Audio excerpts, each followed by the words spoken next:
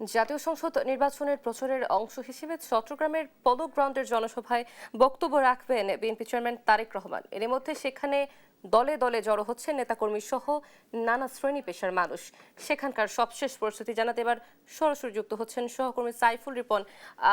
সাইফুল, নিশ্চয়ই শুনতে পাচ্ছেন আমাকে? আপনি চট্টগ্রামে রয়েছেন, জনসমাবেশে নেতাকর্মীদের উপস্থিতি কেমন দেখছেন এবং ঠিক কটা নাগাদ উপস্থিতি হতে পারেন তারেক রহমান, জানাবেন।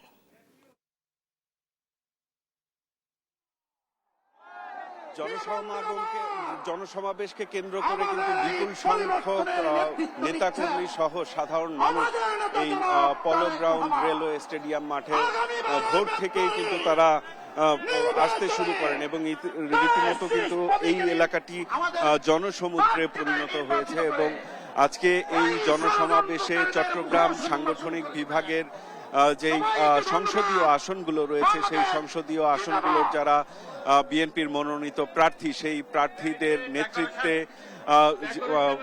সেই এলাকাগুলোর যারা নেতাকর্মী রয়েছে তারা এসছেন এই জনসমাবেশের। পাশাপাশি কিন্তু দীর্ঘ প্রায় 20 বছর পরে 21 বছর পরে বিএনপি চেয়ারম্যান তারেক রহমান চট্টগ্রামের মাটিতে এসছেন এবং চট্টগ্রামের কোনো জনসমাবেশে তিনি আজকে প্রধান অতিথি হিসেবে বক্তব্য রাখবেন। এবং এই যে নির্বাচনী জনসভা, সেই নির্বাচনী জনসভায় যেমন তিনি ধানের শীষ প্রতীকে ভোট চাইবেন, তার পাশাপাশি কিন্তু দীর্ঘ সময় যে তার চট্টগ্রামবাসীর কাছ থেকে শারীরিকভাবে উপস্থিত থেকে যেই জনসংযোগ, সেই জনসংযোগ যেটি সম্ভব হয়নি, সেটি কিন্তু এই দীর্ঘদিন পরে সেই অপেক্ষার অবসান ঘটছে। এবং বিএনপি চেয়ারম্যান তারেক রহমানের আগমন উপলক্ষে কিন্তু শুধু দলের নেতাকর্মী নয়, সব শ্রেণী পেশার সাধারণ মানুষও কিন্তু আজকের এই সমাবেশ স্থলে এসে হাজির হয়েছেন। এবং বিএনপি চেয়ারম্যান তারেক রহমান গতকাল সন্ধ্যায়